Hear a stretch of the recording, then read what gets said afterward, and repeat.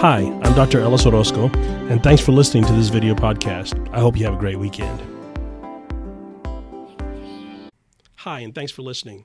So I've been keeping up with the NCAA basketball tournament, and last week, the number 16, University of Maryland, Baltimore County, never heard of them, beat the number 1 seed in the entire tournament, University of Virginia. And so it's just an amazing moment because we all love the underdog. We love it when the person who's not supposed to win wins. In fact, the Bible loves the underdog.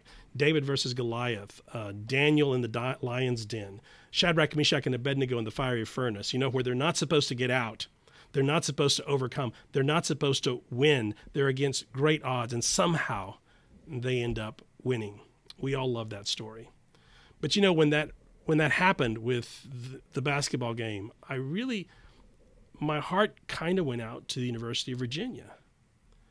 Because even though I was happy for the other team, the underdog, how hard is it to take that kind of loss when you're supposed to win? I mean, when you come into the tournament number 16 and you lose in the first round to the number 1 seed, I imagine you say something like, well, we were just honored to be here. But when you're number 1, when you're picked to win the whole thing, and you lose in the first round to the number 16, that's brutal, right? And it got me to thinking, what does Jesus do with that in our lives? When we mess up so bad, when we have this terrible failure, something that we're not supposed to do, but we do it anyway. We're not supposed to fail that way, but we do. What does Jesus do with that?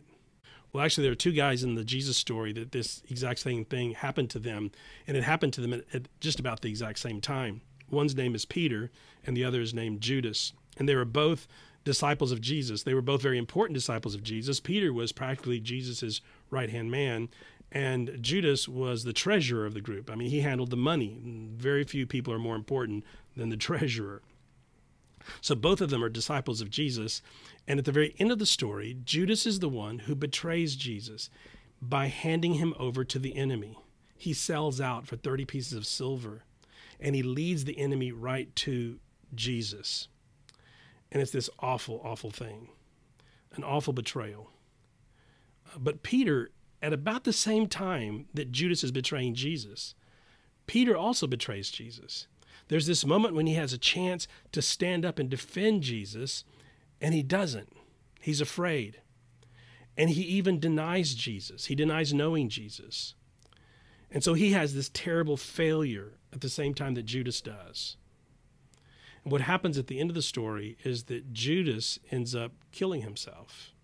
Obviously, he feels terrible about this. And he commits suicide.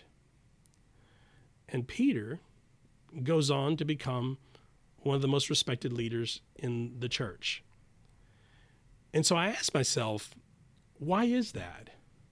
What is the difference between these two? They both experienced this horrible failure. They both lost when they were supposed to win. They both did the unexpected thing that no one thought they would do. But they did it. They messed up. So what's the difference between Judas and Peter? And the only difference I can find between Peter and Judas is that Peter, it seems to me, never stopped believing that God could do something with his mistake.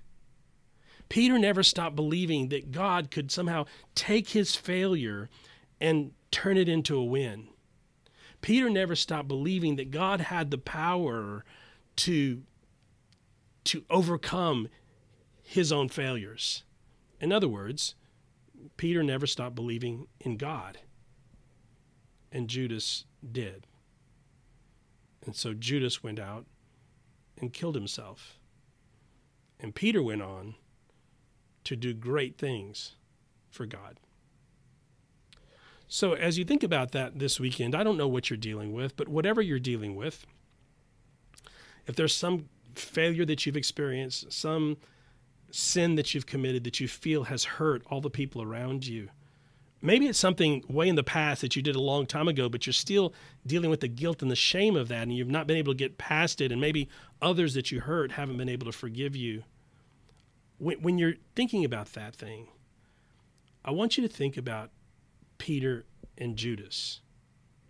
And I want you to see how Peter never stopped believing that God could do something with him.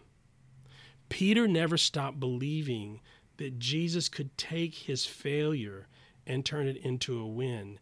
Peter never stopped believing in Jesus, and Jesus never stopped believing in Peter. And that makes all the difference in the world. Have a great weekend.